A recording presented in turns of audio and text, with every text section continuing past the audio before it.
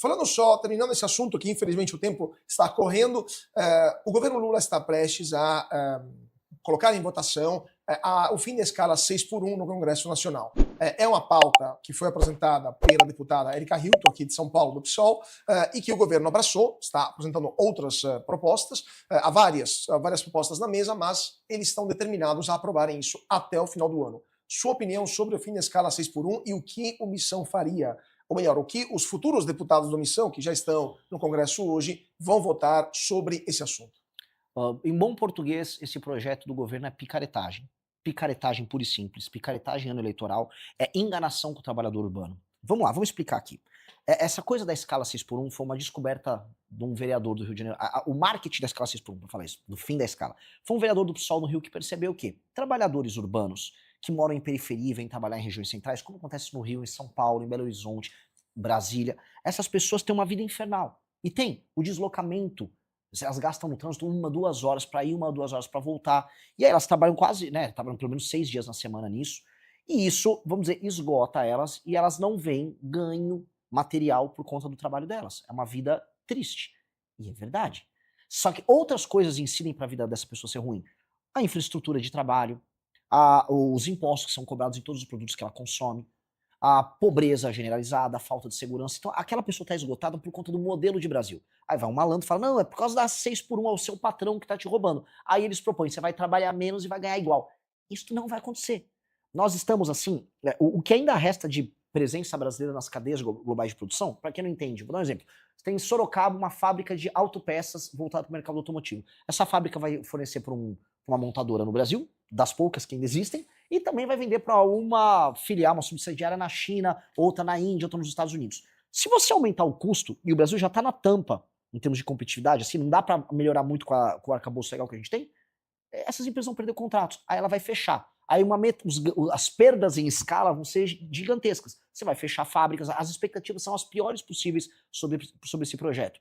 E o trabalhador urbano que trabalha, por exemplo, num serviço, um pequeno restaurante, que tem que abrir também de fim de semana, etc., como ele é engessado, porque tem um sindicalismo que obriga ele a ter que contratar todo mundo CLT, ele não consegue fazer contratações no método, contratar um MEI, como está acontecendo em todos os outros setores, ele vai ou fechar a empresa dele, ou ele vai repassar o custo para o consumidor, e aí os que ainda permanecerem contratados e não partirem para a informalidade, eles vão ver o custo de vida deles aumentar. Então isso é ilusão, isso é mentira. A gente tem que ter um novo modelo de contratação, um novo regime trabalhista no Brasil.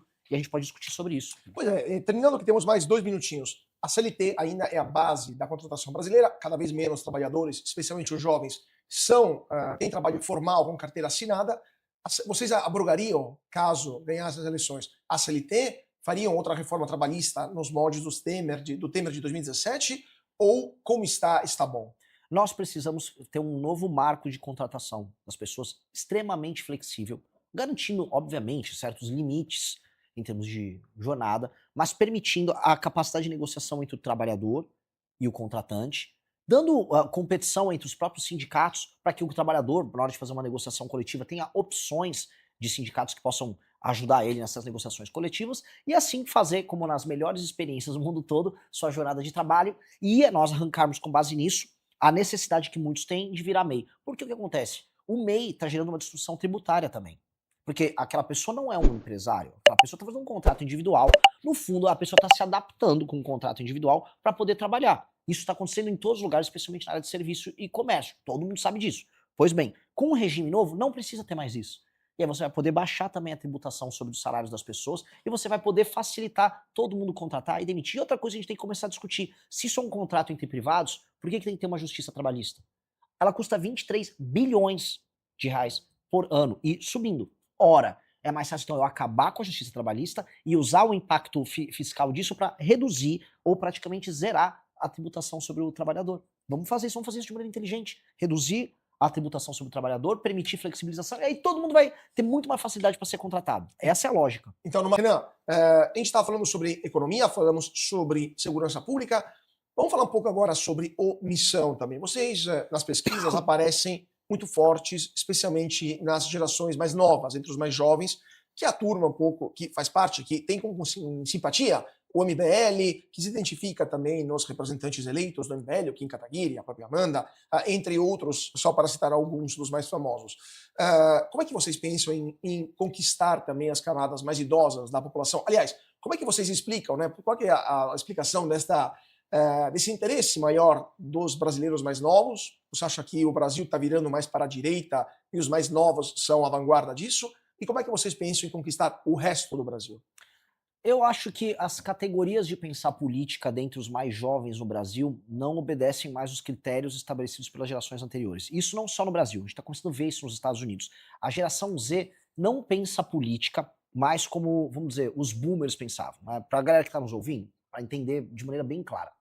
Meio que no Brasil, isso acompanha aquela era dos anos 60, onde teve a guerra do Vietnã nos Estados Unidos, e aqui no Brasil teve o início da ditadura militar. Aquilo definiu, vamos dizer, um mundo bipolar e uma discussão entre um grupo de esquerda e um grupo à direita. Um grupo à direita, em geral, conservador, defensor de valores familiares, defensor também de uma hierarquia já estabelecida, e um grupo de esquerda inspirado por movimentos socialistas e aí outros movimentos de vanguarda à esquerda. Esses caras ficam brigando há décadas. E meio que todo mundo se moldou a isso, até que ambos os modelos se esgotaram. Hoje, ninguém consegue dar uma resposta de esquerda para os problemas do mundo. A esquerda clássica não tem nenhuma solução para nada. Tanto que a gente viu todas as alternativas de esquerda na América Latina simplesmente não saber mais o que fazer. O próprio governo Lula. O que é de esquerda no governo Lula? Ser populista? Mas você pode ser populista de direita, entendeu? E do outro lado, a direita neocon, que eles falavam, a direita tradicional, que nos Estados Unidos é a direita, por exemplo, do Bush, vamos colocar aí, foi até o Mitt Romney, e aqui no Brasil não teve, mas em alguma medida, vamos dizer, o PSDB era um representante um pouco disso, é bem impreciso o que eu estou falando, mas ajuda a trabalhar como categoria. Eles morreram, aí vieram os populistas de direita, Trump nos Estados Unidos, Bolsonaro aqui, e inúmeras figuras ao redor do mundo. Esses caras continuaram vamos dizer, esse duelo, mas mesmo isso que já cansou os mais jovens. O Trump está indo muito mal entre os mais jovens nos Estados Unidos, mesmo ele sendo mais à direita. E o que explica isso? As pessoas querem soluções e respostas práticas para os problemas delas, não dependendo das categorias de pensamento de direita e esquerda.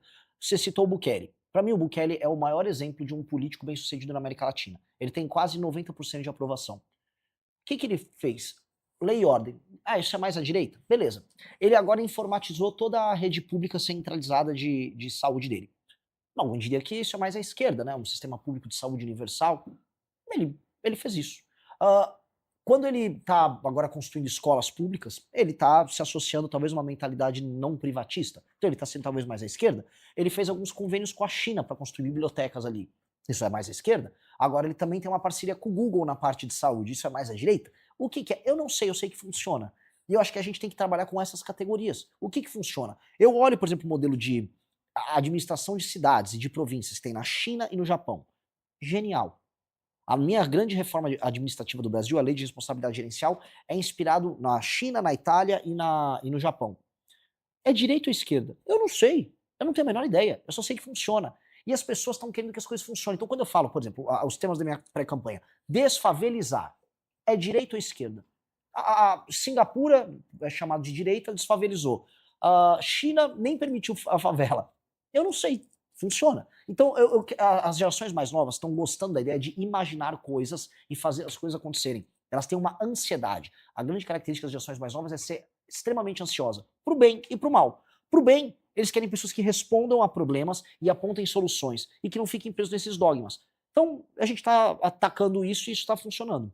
Gostou do vídeo? Então se inscreva no canal Rugido Cortes para não perder os próximos conteúdos. Deixe seu like e comenta aqui embaixo o que você achou. Sua opinião faz toda a diferença.